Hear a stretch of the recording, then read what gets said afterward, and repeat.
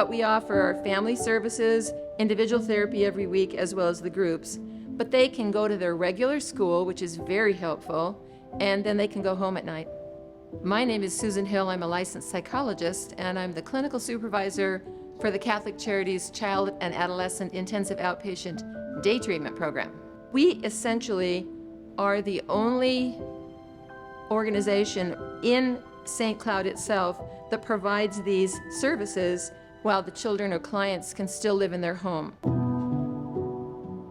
With Caleb, it's been super hard to get an actual diagnosis for him.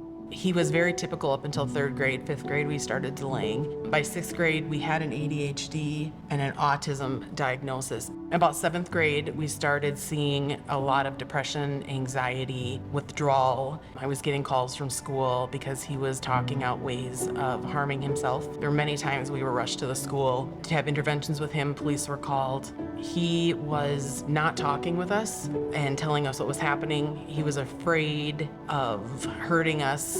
And at that point, we were working with the school and doctors to try to get some answers, and we're just not getting anywhere. What led us to Catholic Charities Day Treatment was we were in a art therapy appointment, and I was at my end. We didn't know what to do. We were at a loss of all things. And she said, I'm gonna get you emergency placement. I could get all teared up now because I remember standing in the parking lot and she said, I've got you on the emergency list for Catholic Charities. And it was the first time that we felt like there was a light at the end of the tunnel.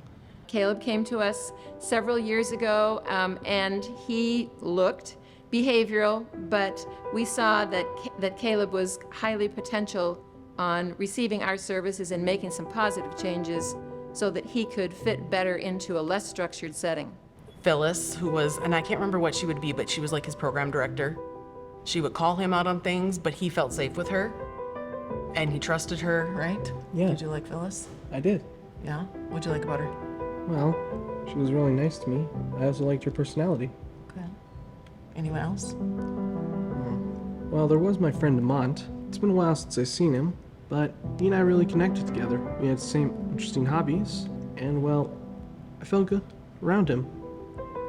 He's the person I would call a good friend. It was kind of the first time that he felt a part of a group and like he belonged. And they gave him opportunities to work with the younger kids to let him shine. We had a therapist that we met with every week, right? Yeah. And she really helped us work through things, talk through things. She was very nice.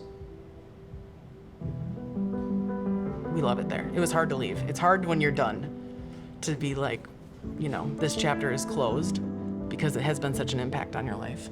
And it was like for the first time when he got there, I know my husband and I both felt like we could breathe.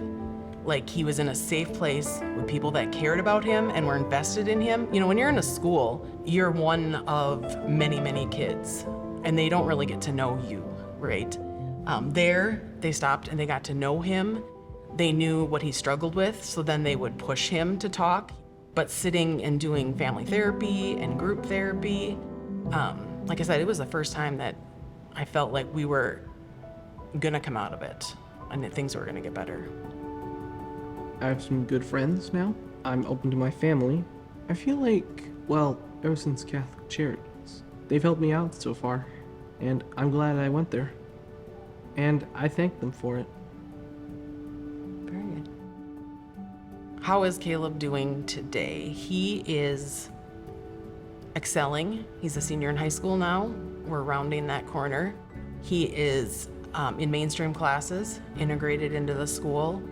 He makes such an impact on people and teachers because he's learned how to be respectful and open. He is so tender-hearted, and I think just bringing down those walls and knowing how he felt in those hard situations has really allowed him to be sensitive to those around, because he does not ever want someone to feel like he felt. So I think that he is been set up to do great things here as he enters adulthood.